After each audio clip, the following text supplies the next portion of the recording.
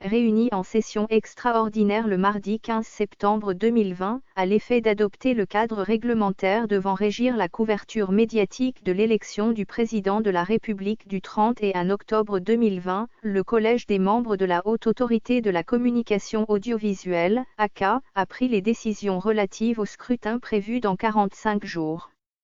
Ainsi, conformément au texte en vigueur, notamment la loi numéro 2017-868 du 27 décembre 2017 portant régime juridique de la communication audiovisuelle et le décret numéro 2020-639 du 19 août 2020 fixant la durée de la campagne électorale pour l'élection du président de la République, la HACA a pris 5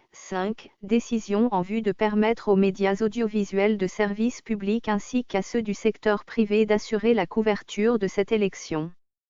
Aussi, a-t-il été décidé de ce qui suit. En ce qui concerne les médias audiovisuels de service public, à compter de la publication de la liste définitive des candidats par le Conseil constitutionnel, les médias audiovisuels de service public doivent veiller à un accès équitable à leurs antennes, des candidats, des partis, groupements politiques et organisations qui les soutiennent, ainsi qu'au respect des principes du pluralisme des courants d'opinion et de l'équilibre de l'information. À compter de l'ouverture officielle de la campagne électorale fixée au 15 octobre 2020 à 0h, les médias audiovisuels de service public doivent veiller, dans la programmation des journaux, reportages, débats et émissions spéciales dédiées à la campagne, au strict respect du principe de l'égalité d'accès et de traitement à leurs antennes, des candidats, des partis, groupements politiques et organisations qui les soutiennent. En ce qui concerne les radios et télévisions privées commerciales, durant la période de la campagne électorale, les radios et télévisions privées commerciales, désireuses de couvrir ladite campagne, doivent veiller à l'égalité d'accès et de traitement à leurs antennes des candidats, des partis, groupements politiques et organisations qui les soutiennent, ainsi qu'au pluralisme et à l'équilibre de l'information.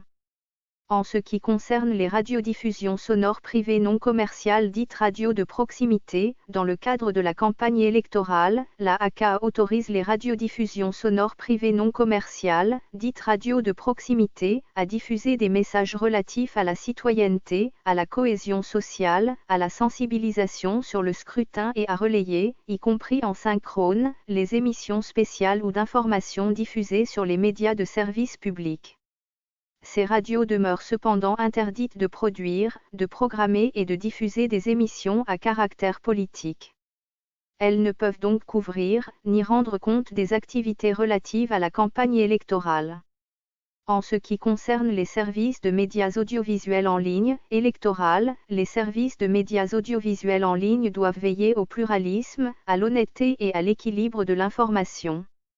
Ils ne peuvent publier que les informations dont l'origine, la véracité et l'exactitude sont établies.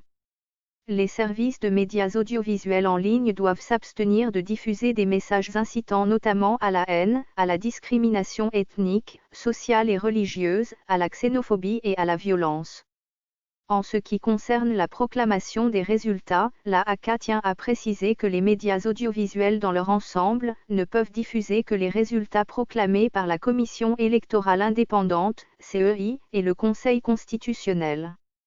Enfin, la HACA souligne que, pour une couverture médiatique réussie de l'élection du président de la République, tient au respect scrupuleux de ses décisions, indique le document transmis à COACI et signé par son président, Maître René Bourgoin.